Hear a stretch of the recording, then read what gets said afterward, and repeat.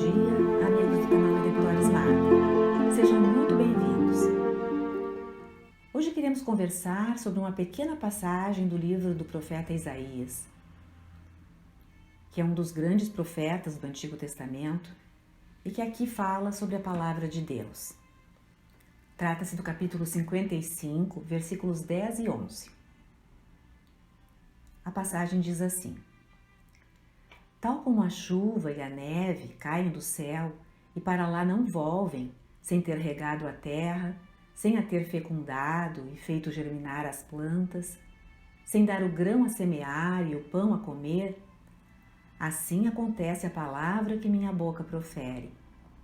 Não volta sem ter produzido seu efeito, sem ter executado minha vontade e cumprido sua missão. Sabemos que a verdade foi comunicada a muitas culturas, porém Israel se tinha pelo povo escolhido, a quem Deus não transmitira apenas parte da verdade.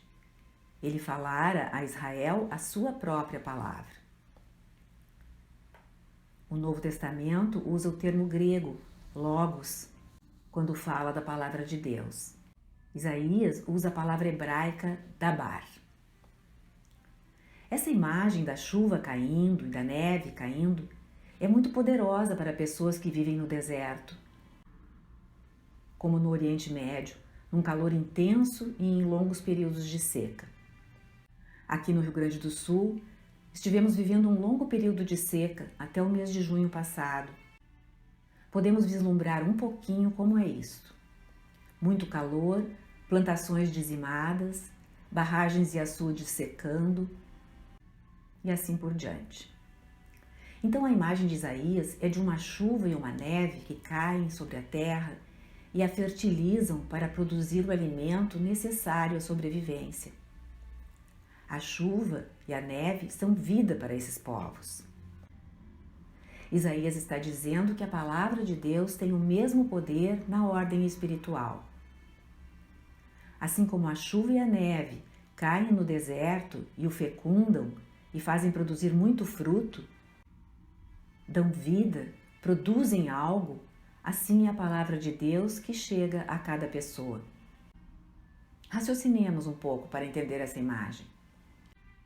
Normalmente, compreendemos a língua, a linguagem, as palavras, como algo ou descritivo ou narrativo. Usamos as palavras para contar fatos ou descrever os seres. Nossas palavras, usualmente, vêm das experiências que já fizemos e descrevem nossas experiências. Por exemplo, se quero pôr alguém a par do que fiz de manhã, vou contar-lhe que levantei, tomei banho, arrumei-me, tomei café e saí para trabalhar. E posso descrever como é o meu local de trabalho, que cor tem as paredes, como é a escrivaninha, se é grande ou pequena, se há janelas na sala, se há muita ou pouca luz, etc. Esta é a função normal da linguagem, das palavras. Mas há casos em que a palavra humana pode ser criadora e produtiva. Por exemplo, quando um pai diz a um filho, que é criança ainda, algo muito crítico, como por exemplo que ele não serve para nada, isso afeta o filho. Essa palavra produz na criança algo terrível, num nível profundo. Produz um sentimento que vai seguir com ela, diminuindo-a, talvez por toda a vida. A palavra desse pai criou um efeito concreto, real naquela criança. Da mesma forma, se alguém, como a mãe, o pai, um professor, disser algo positivo, otimista, mostrando a confiança que tem na criança, poderá estar criando na criança uma autoconfiança e apontando-lhe um caminho que também durará a vida toda. Portanto, às vezes, as palavras humanas fazem exatamente o que Isaías descreve. Elas mudam a realidade, dão vida, podem fazer o deserto florescer. Pensemos num outro exemplo mais corriqueiro, como um jogo de futebol. O público está aclamando, ovacionando os jogadores. O jogo está sendo narrado por um comentarista E de repente o juiz, o árbitro, faz algo.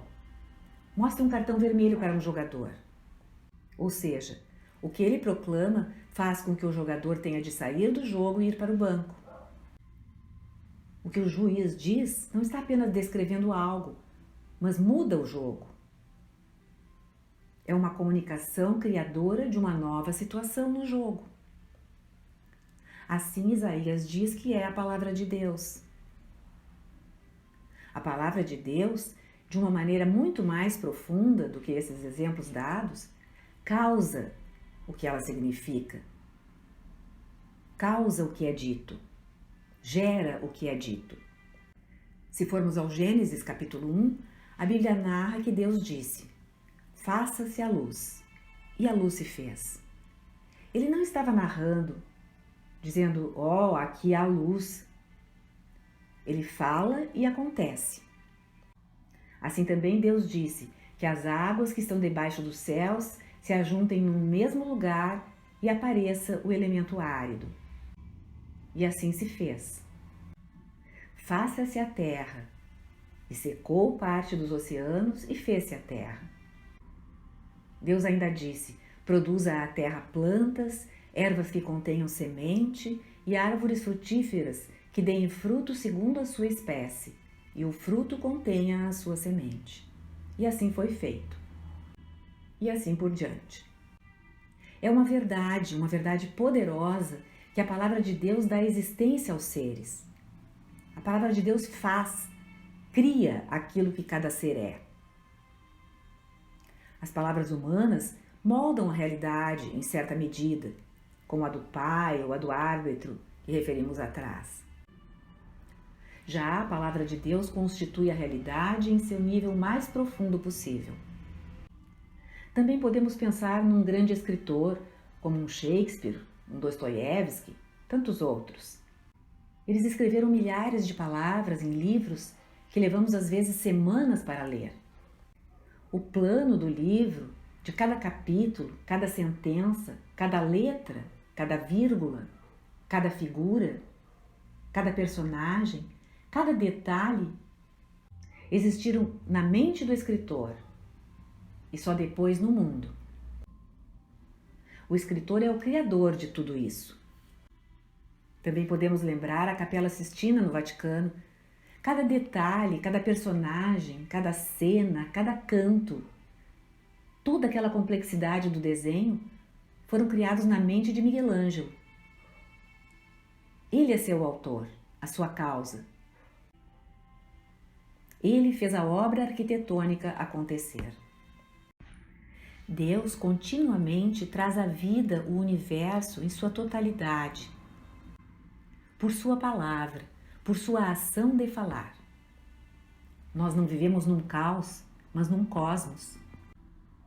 E a única maneira com algum sentido disso ter acontecido é a existência dessa inteligência criadora, que continuamente está falando e com isso fazendo o mundo ser, gerando e mantendo a vida. Para alguns, isso pode parecer uma lenda, um mito, uma historinha, mas não é. O mundo é como uma grande história, uma grande novela escrita por Deus que a pronuncia e ela vai acontecendo. Aliás, as próprias ciências dependem desta ideia. Qual é a condição para as ciências poderem existir e se desenvolver? É que o mundo seja inteligível. Se o mundo fosse um caos, não haveria como a ciência entender algo. O cientista tem uma confiança de que é possível conhecer o mundo que o cerca e que ele pesquisa, por ser um mundo inteligível, com padrões e significado. Essa é uma suposição que, na verdade, podemos dizer que é mística e que o cientista tem de fazer. A suposição de que o mundo é cheio de padrões, de significado, de inteligibilidade. Essa suposição vem justamente desta ideia antiga de que Deus falou e o mundo foi criado, trazido à existência. Tal como a chuva e a neve caem do céu e não voltam sem ter regado e fecundado a terra e feito germinar as plantas e dado o pão a comer, assim acontece a palavra que a boca de Deus profere. Também se pensamos em Isaías, Jeremias, Ezequiel, Zacarias e os outros profetas, a palavra de Deus através deles, às vezes, é descritiva. Descreve os fatos que estão acontecendo em Israel. Mas é também criativa, faz as coisas acontecerem. E isso aconteceu na sua época e continua ocorrendo através de todas as gerações. Continua com um poder transformador. Para citar um exemplo, pensemos em Martin Luther King, que se tornou a figura mais proeminente e líder do movimento dos direitos civis nos Estados Unidos, desde o ano de 1955 até seu assassinato no fim da década de 60. Ele usava muito as palavras do profeta Amós, da justiça de Deus se derramando no mundo, como uma grande cascata. E através da sua ação e das suas palavras, ele acabou provocando tantas mudanças em relação ao racismo nos Estados Unidos. A palavra do profeta, a palavra profética, faz acontecer o que ela diz, não só descrevendo, mas provocando mudanças, fazendo as coisas acontecerem. Nós também podemos perceber que quando falamos as nossas próprias palavras e opiniões, elas não têm grande influência. Mas, quando deixamos que Deus fale através de nós, quando partilhamos a palavra de Deus, os corações das pessoas são tocados.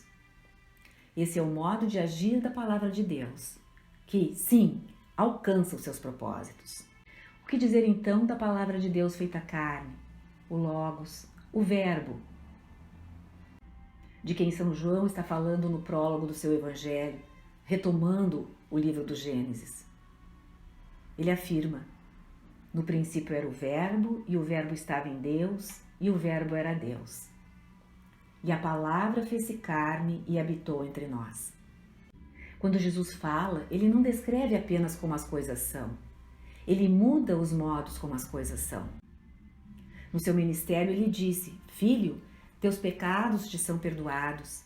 E foram perdoados. Como os escribas não acreditassem, ele também disse: Eu te ordeno, levanta-te, toma o teu leito e vai para casa. No mesmo instante, narra Marcos no capítulo 2, versículo 12, o paralítico se levantou e, tomando o leito, foi-se embora à vista de todos. Quando o chefe da sinagoga procurou Jesus, falando da filha que morria, Jesus entrou onde a menina estava deitada. Segurou a mão da menina e disse-lhe: Talita cumi, que quer dizer: menina, ordeno-te, levanta-te. E imediatamente a menina se levantou e se pôs a caminhar, pois contava 12 anos. Em João 11, o evangelista narra: Lázaro, vem para fora. E Lázaro saiu do túmulo, mas estava morto há 4 dias. Jesus é a encarnação da palavra da qual Isaías falava no seu capítulo 55. Por isso podemos crer que na noite da última ceia, antes de morrer, Jesus tomou pão e vinho da ceia da Páscoa judaica.